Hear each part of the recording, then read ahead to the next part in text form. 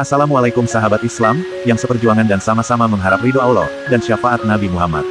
Gimana kabarnya sahabat Islam? Semoga kita diberikan sehat dohir dan batin, yang sakit lekas sembuh, dan semoga kita diberi kelancaran rezeki, serta dipermudah semua urusan kita, tidak lupa pula semoga kita diberi keberkahan umur. Kami di sini akan bercerita, tentang Abu Nawas yang mengelabuhi raja, dan membantu Abu Nawas karena kecerdasannya. Bismillahirrahmanirrahim, suatu ketika Abu Nawas sedang bekerja di ladang, karena musim tanam kentang akan tiba, ketika para prajurit kerajaan tiba, ia sedang mencangkul, dan tanpa alasan yang jelas mereka langsung menyeret Abu Nawas sesuai dengan titah baginda raja. Abu Nawas pun tidak berkutik, kini ia mendekam di dalam penjara, sedangkan beberapa hari lagi kentang-kentang itu harus ditanam. Sedangkan istrinya tidak cukup kuat untuk melakukan pencangkulan, Abu Nawas tahu bahwa tetangga-tetangganya tidak akan bersedia membantu istrinya, sebab mereka juga sibuk dengan pekerjaan mereka masing-masing. Tidak ada yang bisa dilakukan di dalam penjara kecuali mencari jalan keluar. Seperti biasa Abu Nawas tidak bisa tidur dan tidak enak makan, ia hanya makan sedikit. Sudah 2 hari ia mendekam di dalam penjara, wajahnya pun murung.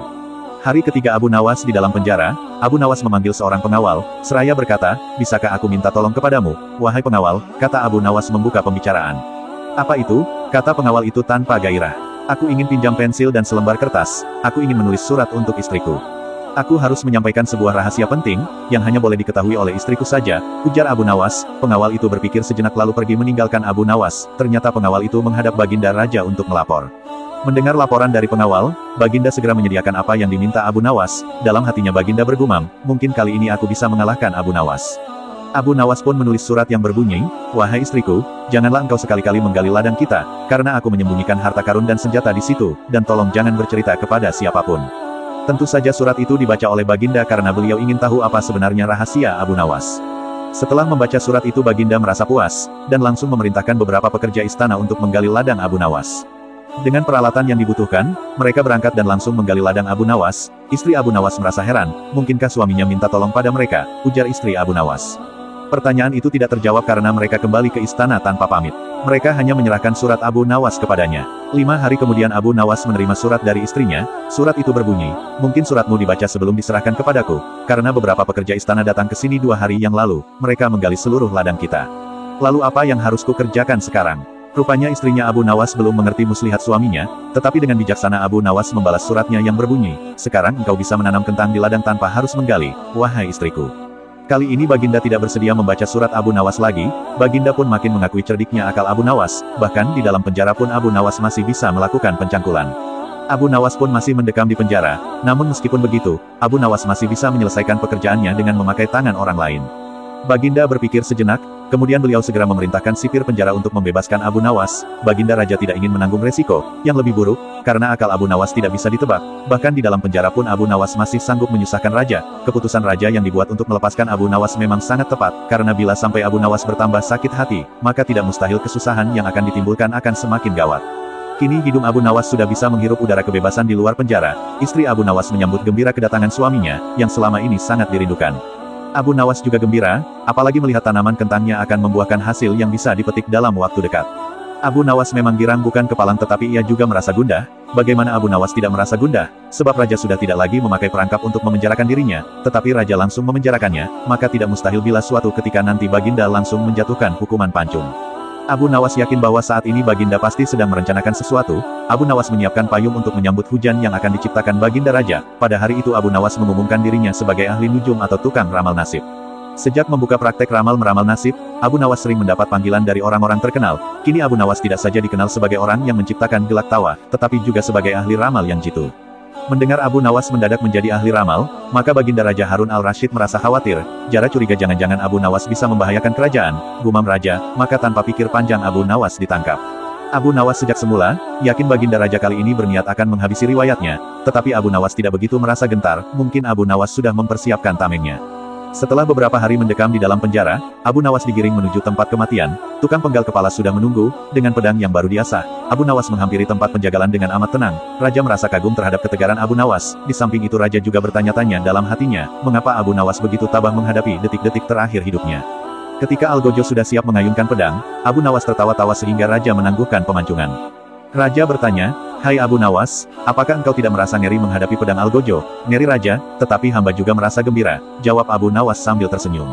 Engkau merasa gembira? Tanya Raja kaget. Abu Nawas menjawab, betul yang mulia, karena tepat pada 3 hari setelah kematian saya, maka Raja pun akan menyusul saya, karena saya tidak bersalah sedikit pun, ujar Abu Nawas. Raja gemetar mendengar ucapan Abu Nawas, dan tentu saja hukuman pancung dibatalkan. Abu Nawas digiring kembali ke penjara. Raja memerintahkan agar Abu Nawas diperlakukan istimewa, malahan Raja memerintahkan supaya Abu Nawas disuguhi hidangan yang enak-enak, tetapi Abu Nawas tetap tidak kerasan tinggal di penjara. Abu Nawas berpesan dan setengah mengancam kepada penjaga penjara, bahwa bila ia terus-menerus mendekam dalam penjara ia bisa jatuh sakit atau meninggal. Raja terpaksa membebaskan Abu Nawas setelah mendengar penuturan penjaga penjara. Cita-cita atau obsesi Raja, untuk menghukum Abu Nawas sebenarnya masih bergolak, namun Baginda merasa kehabisan akal untuk menjebak Abu Nawas. Seorang penasihat kerajaan, kepercayaan Raja, menyarankan agar Raja memanggil seorang ilmuwan ulama, yang berilmu tinggi untuk menandingi Abu Nawas. Pasti masih ada peluang untuk mencari kelemahan Abu Nawas, menjebak pencuri harus dengan pencuri, ulama dengan ulama, ujar penasehat itu. Raja menerima usulan itu. Setelah ulama, yang berilmu tinggi berhasil ditemukan, Baginda Raja menanyakan cara terbaik menjerat Abu Nawas. Ulama itu memberitahu cara-cara yang paling jitu kepada Raja. Raja manggut-manggut setuju. Wajah Raja tidak lagi murung, apalagi ulama itu menegaskan, bahwa ramalan Abu Nawas tentang takdir kematian Baginda Raja sama sekali tidak mempunyai dasar yang kuat. Tidak ada seorang manusia yang tahu kapan, dan di bumi mana ia akan mati apalagi tentang ajal orang lain, ujar ulama itu. Ulama, andalan Raja mulai mengadakan persiapan seperlunya, untuk memberikan pukulan fatal bagi Abu Nawas. Siasat pun dijalankan sesuai rencana. Abu Nawas terjebak ke lubang siasat sang ulama. Abu Nawas melakukan kesalahan yang bisa mengantarkannya ke tiang gantungan atau tempat pemancingan. Benarlah peribahasa yang berbunyi, sepandai-pandainya tupai melompat, pasti suatu saat akan terpeleset. Kini Abu Nawas benar-benar mati kutu, sebentar lagi ia akan dihukum mati karena jebakan sang ilmuwan ulama. Benarkah Abu Nawas sudah keok? Kita lihat saja nanti, ujar ilmuwan ulama itu. Banyak orang yang merasa simpati atas nasib Abu Nawas, terutama orang-orang miskin dan orang yang tertindas yang pernah ditolongnya. Namun derai air mata para pecinta Abu Nawas, dan pengagum Abu Nawas tak akan mampu menghentikan hukuman mati yang akan dijatuhkan. Raja Harun al-Rasyid benar-benar menikmati keriangannya, belum pernah Raja terlihat seriang saat itu. Keyakinan orang banyak bertambah mantap, namun orang-orang tetap tidak yakin bahwa hidup Abu Nawas akan berakhir tragis itu. Istri Abu Nawas berkata, bukankah Allah Azza wa Jalla lebih dekat daripada urat leher? Tidak ada yang tidak mungkin bagi Allah yang Maha Penguasa, dan kematian adalah mutlak urusannya. Semakin dekat hukuman mati bagi Abu Nawas, orang banyak semakin resah, tetapi bagi Abu Nawas malah sebaliknya, semakin dekat hukuman bagi dirinya, semakin tegar hatinya. Raja tahu, bahwa ketenangan yang ditampilkan Abu Nawas hanyalah merupakan bagian dari tipu dayanya, tetapi Raja telah bersumpah pada diri sendiri, bahwa beliau tidak akan terkecoh untuk kedua kalinya. Sebaliknya, Abu Nawas juga yakin, selama nyawa masih melekat, maka harapan akan terus menyertainya.